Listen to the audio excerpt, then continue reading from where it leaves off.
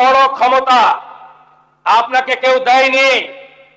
আপনি কান খুলে শুনে রাখুন, আপনাকে এইভাবে ধমক হুমকি বেপরোয়া লাগাম ছাড়া কথা বলতে দেব না, দেব না, দেব না।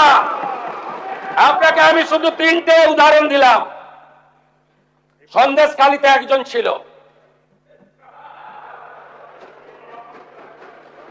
2024 পয়লা জানুয়ারি বলেছিল তৎকালীন বিরোধী দলনেতা এলে তার হাত কেটে পায়ে, পা কেটে হাতে লাগাবে আর চামড়া ছাড়িয়ে মেদিনীপুরে পাঠিয়ে দেবে।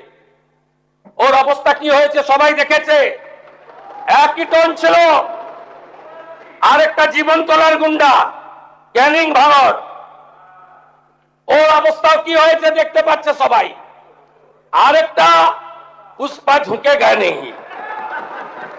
এমন ঝোঁকা ঝুঁকেছে খালি পায়ে, ছোট প্যান্ট পরে, কান ধরে উঠবস করতে করতে যাচ্ছে।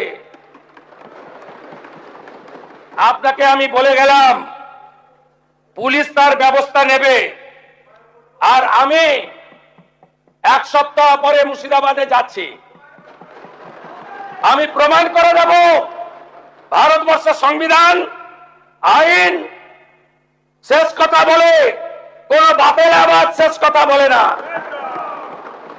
আপনাকে সংযত হওয়ার, সতর্ক হওয়ার, এই ধরনের কথা প্রত্যাহার করার এবং ভবিষ্যতে এই ধরনের কথা বলার আগে 25 বার ভাবার হুঁশিয়ারি দিয়ে আমি সবাইকে আশ্বস্ত করছি। আপনারা ভাবছেন কেস হয়েছে, অ্যাকশন কবে হবে? যারা ওকে ডেকেছিল এই সভাতে তাদেরকে আগে তুলবো, তারপরে আপনার কাছে যাব। যা করার করবো, আমি আশ্বস্ত করছি আপনাদের। আপনি ধরে রাখুন, এটা ওর শেষ বক্তব্য, ধরে রাখতে পারেন।